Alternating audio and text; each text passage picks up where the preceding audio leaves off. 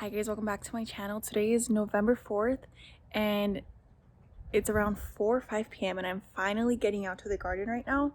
Currently it's 90 degrees, although it does feel really good because it's cloudy. It'll probably get dark in like an hour or less than an hour.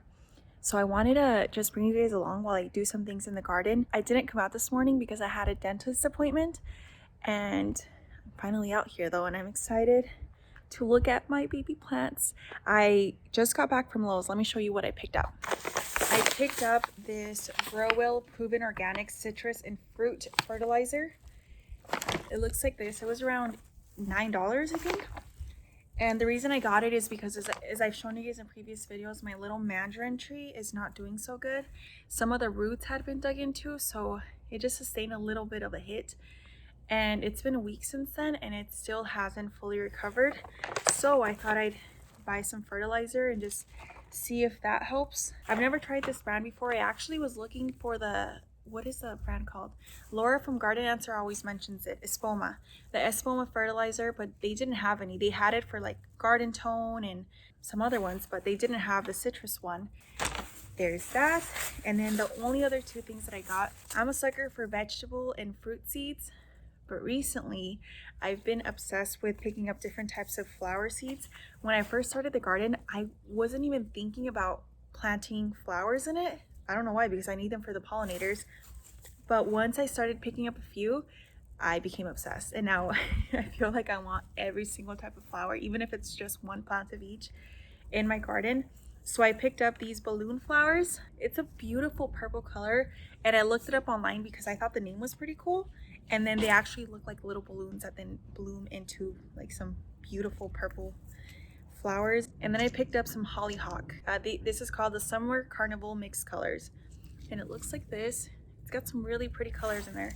So the balloon flowers are perennials and the hollyhock is an annual flower. So I'll have to reseed this one over and over again. But it's cool because I can collect seeds from the ones that I grow. And I like this one because it has some like softer colors. I love the pinks, the whites, and then this like salmon color. So I might start some seeds tomorrow. I want to start them with my daughter, and she's currently taking a nap. So I'm going to put these inside. I just wanted to show you guys what I picked up. Also, as I mentioned before, for the grow bags, I wanted to plant some potatoes, some gold potatoes specifically, or maybe even red potatoes and also sweet potatoes. But I, for some reason, thought that I could grow them out of store-bought potatoes. But online I read that it's not the greatest. The best thing to do is to use seed potatoes. And I looked at Lowe's and I couldn't find any. I asked the cashier, she said they don't carry them. And I also looked online, but they seem to be sold out. As you can see here, these are pretty much dried out, so I want to cut those out. What I've learned from Laura from Garden Answer is that you want to cut them down to where you see the first 5 petaled set of leaves. They all seem to be growing from the very same stem, which is this one. So, you know what? I'm going to cut this one out too because the petals are falling out. I'm going to cut these off as well. I still see some new growth, so that makes me happy. And I think that's all I'm going to do for this rose plant as of right now. For these, I was going to say potato plants. For these tomato plants, I would typically pinch off all the suckers, but like I told you guys that other day when it was really cold, they took a hard hit, so I'm letting all of the suckers stay on for a little bit just so that I can get as much fruit out of them as possible, because some of them did get chopped off like this one right here. So what I'm going to do instead is I'm going to take some garden tape and I'm going to add support to any branches that I think might need it. So like this one right here. And they're actually getting pretty big. I thought Roma tomato plants got up to like 2 to 3 feet. I might be wrong because I feel like these are starting to reach 4 feet. Next time that I plant these in my garden, instead of staking them up like this, I'm gonna create some tomato cages out of some bamboo sticks. But because these are already in the ground, I'm just gonna leave them as is. But I know that for next time. And the reason I want to make sure that they're super secure is because in the evenings it gets pretty windy out here, and I don't want to just wake up and then see all of my plants dead like I did the other day.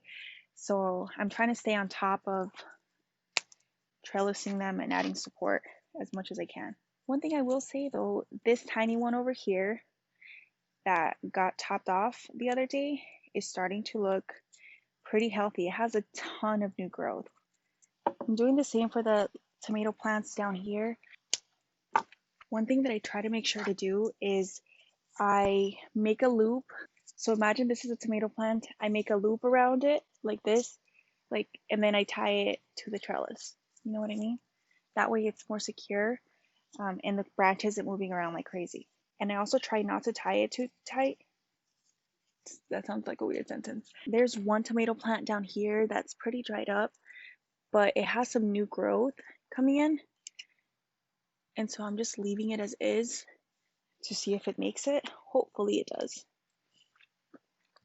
And then all I'm doing now is I'm going in and I'm cutting off any branches that look dry, or like these flowers right here, for example. None of them made it, so I'm just going to cut those off. Same with that. And then I think I'm going to cut off these lower branches just so that I can get a little bit more oxygen and airflow, because the broccoli plants behind it are really close. And I just want to make sure that there's no possibility of any fungal growth to get on them. So the leaf growth starts up here.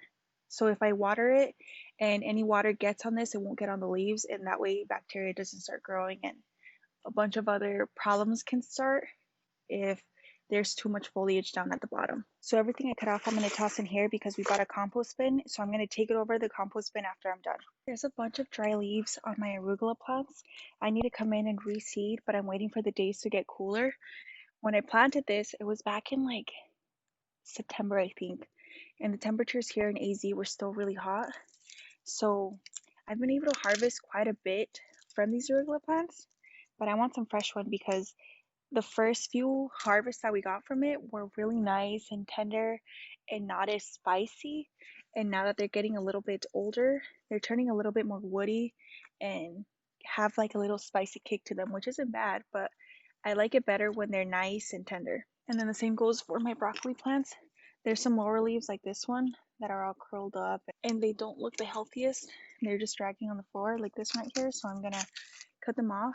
You know what I've heard is that you can also eat the broccoli leaves, which I had no idea about. So I think I might do that once the broccoli heads actually start to form. You can like saute them and toss them and things. So I might add some to some tofu scrabble. And I'm trying to just cut off the ones that are grazing the floor. That way they're not getting wet when I water my garden beds and they don't carry other bacteria to the rest of the plant. Here are my zucchini plants. Look at the leaves. They were so glorious before and now they're weak and damaged, so I'm going to cut them off. I had actually left them on because I thought they needed them to photosynthesize and put out some new growth, but I recently watched a video from Laura. I keep mentioning her because she's probably my favorite gardening channel, and she had cut off all the leaves off of one of her zucchini plants because they were infested with something, and new growth started coming out even with no leaves left. So I figured I'd be good if I cut off these damaged ones, because it already has new growth going on, so I think it'll make it. And I don't want it to use up a ton of energy trying to keep these alive when they're so weak. I mean, look at this. Previously, they were perfect, and that wind really destroyed these. Look at this. Doesn't that make you want to cry? It makes me want to cry. So I'm going to leave these leaves on here. Two of them don't look the greatest, but they're not too bad, and that way it can keep on photosynthesizing and doing what it needs to. The bucket's already getting so full. Back there, the bed is looking awesome. These mustard greens look so beautiful and healthy. I can probably start coming out here and harvesting some of them, and I probably will. But they look awesome. I love seeing this. I can't wait until the rest of the bed looks like this, but bigger. So what I'm going to do here is I'm going to come in and I'm going to cut off some of the dead leaves from my bean plants. After that really cold day, they started getting a ton of white spots on them. So I'm going to leave most of them intact, and I'm going to cut off the ones that I see are super damaged. This one right here. It sounds like chips. I hope I'm not making a mistake by doing this. They look pretty bald right now, and you can't even tell they were there before because most of the leaves took a big hit. But if you look up here, there's a ton of new growth. So hopefully by cutting off all of the damaged leaves, the plant is gonna think that it's under attack and it's gonna start putting out new ones to keep itself alive.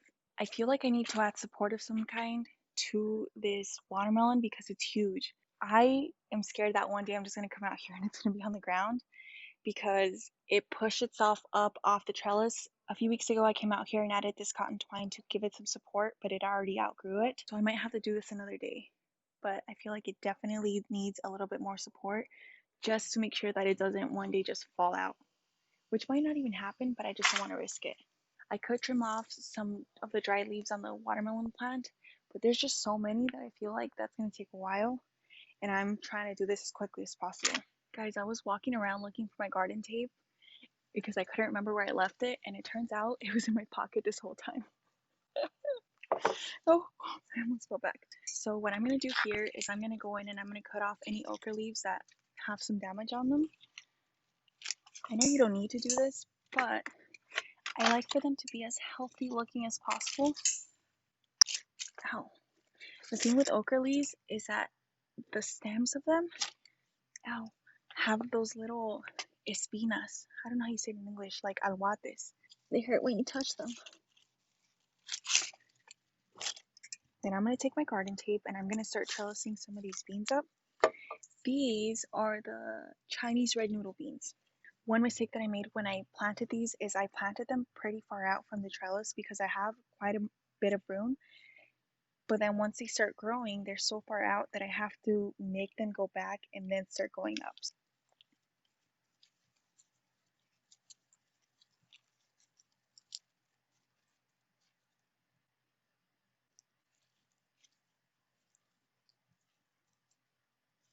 I don't know how much more I'll get to do today because the sun's already going down. It's starting to get dark. But I'm going to come in and I'm going to cut out all of the yellow leaves from my pumpkin plant. And just like the okra and the zucchini, the stems right here are kind of spiky. And the smart thing would be to wear gloves, but it's too late now. And I don't want to walk back to get them. I'm also cutting out a little pumpkin that just didn't make it. It started rotting. So all of that is just going to go into my compost bin. And this one right here, I think is good, but I'm not sure. I think it may be fine. Okay. So any yellow foliage is coming off.